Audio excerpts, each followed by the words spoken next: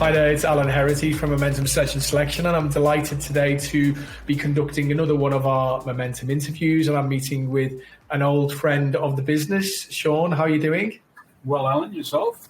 Yeah, very good, thanks. Thanks so much for taking the time out of your very busy schedule to chat with me today. So, as with all of these things, I always, give a short introduction of who you are and what you do, and then I'll give a nice segue into the topic of today.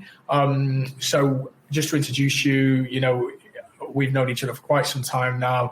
You're a senior enterprise transformation executive and entrepreneur, and you've worked with us on several occasions.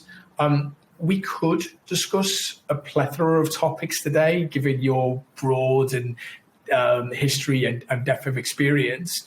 But we've chosen to talk about disruption, and we'll unpack that in a bit more detail today. A little bit how smaller organizations and larger organizations can successfully do this in a highly competitive marketplace. So that's our subject for today. Yep. So I'm going to ask you some questions, and the first one is most probably the easiest one to answer, Sean. Can you tell us a little bit about your background? Yeah, definitely.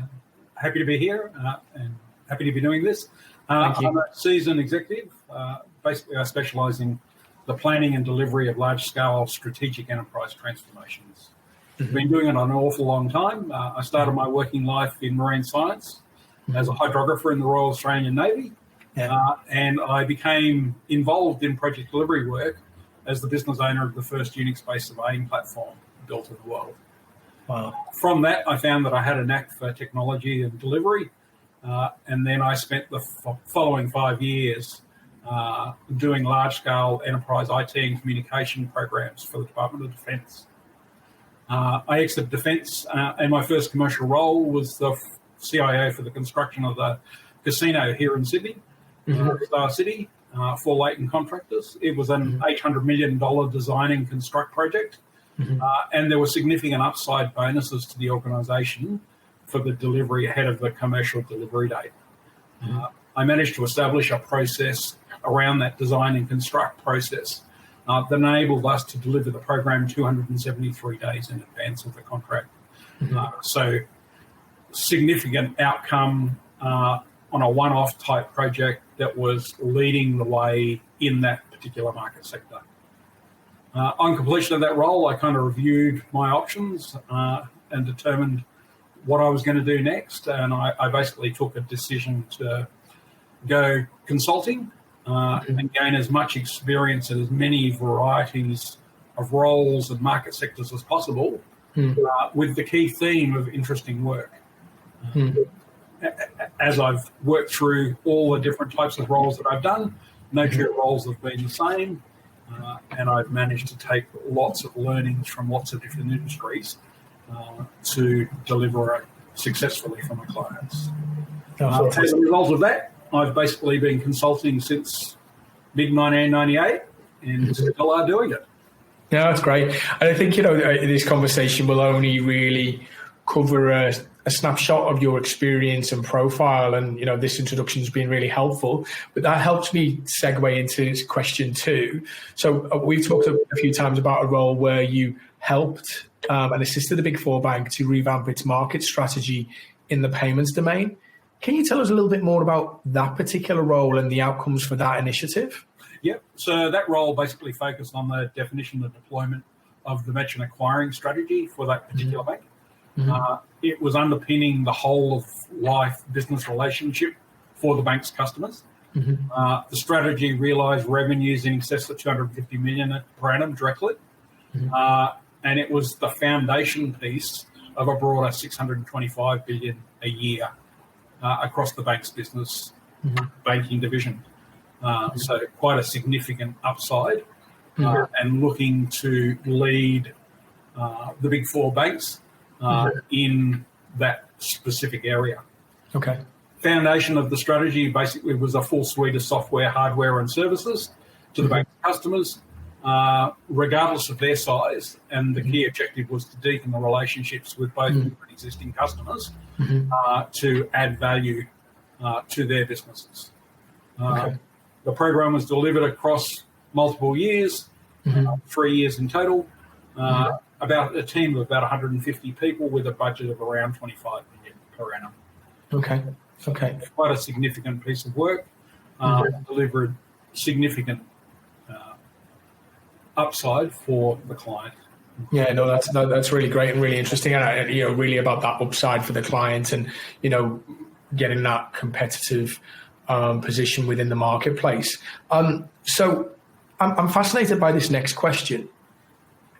What for you, Sean, are the biggest challenges for the larger organizations akin to this one that you mentioned when they aim to disrupt or reinvent themselves? So for me, the biggest challenges they face is the changing expectations of their customers. Within the introduction of new customer-centric service offerings in the broader market, customers are no longer accepting the traditional limitations of large-scale infrastructure players. They traditionally have a mindset of if you build it, they will come. And that mindset needs to change significantly to becoming customer-centric, understanding what the customer needs are, building a service offering to support the customer needs specifically. So it's one of the key challenges I see associated with the large existing incumbent players. So the legacy systems of the players are both a plus and a negative. The base capabilities that the large players have is a barrier to entry for new entrants into the market. But the traditional support requirements and change requirements of those legacy systems are large and cumbersome and don't lend themselves to actually meeting ongoing customer changes. The business environment evolves. I found through the life cycle of delivery, simply wanting to change is not enough.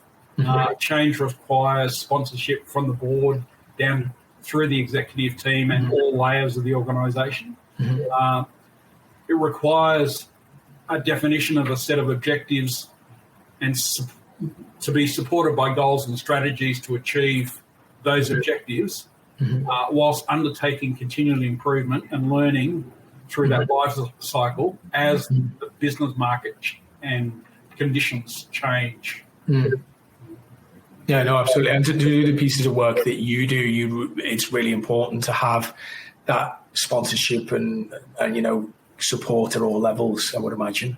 Absolutely, yeah. Okay, excellent. Thanks for that answer. So then, the newer organisations in the market, there's a number of startup and scale-ups in the market who are aiming to grow. From your perspective then, Sean, what are the common challenges that you see those organisations face? Yeah, I've seen a few of those organisations and been part of their growth strategies through time. The biggest challenges that they face are really overcoming those barriers to entry that incumbent players have, and building a base capability around their customer-centric offerings. So those players normally come to the market with a gap seen around customer needs. It's building a sufficient capability to provide not just that gap, but the broader service offerings that will allow them to be competitive. The other key issue I see is attaining sufficient scale to maintain their competitiveness in the market, and that will it is one of the largest challenges. So getting that base capability around being competitive. One of the key challenges is the growing legislative and governance regime associated with pretty much all market sectors. As security requirements grow and privacy requirements grow and all of those base obligations grow, the rate of change in that space is growing exponentially. Yeah, absolutely. The need to support that is key as they grow and gain scale. And the last big challenge is the ability to pivot in a changing market. So as the market specific circumstances change and the business changes and the customer needs change, because the world is continually evolving, they need to be ready to meet. Yeah, no, it's a really interesting answer. And it sounds to me as if, some of those organizations could do with some assistance from somebody of your length and breadth of experience. So that brings me to my final question. How can you assist these organizations? Yeah, so I think broadly, because I've been a stakeholder in all areas, I've been a customer, I've been a consumer, I've been a client, and I've been a service provider. I understand the complexities associated with the delivery from each of those areas and the needs to support that. Over the time, I've built up a heap of tools and processes that have allowed me to build teams that perform extremely well in large-scale change and uplift of capabilities and governance within organisations of varying sizes. Okay. No, it's really interesting. And I think, as usual with these interviews, we've only really begun to scratch the surface of this topic, which is a very fascinating topic, but I know you're very busy. So thank you very much for taking the time today, Sean. Really appreciate it. And we'll really look forward to sharing this video with our viewers. Lovely. Thank you. It's been a pleasure. Yeah, likewise. Thanks, Sean. Speak to you soon. Thank you.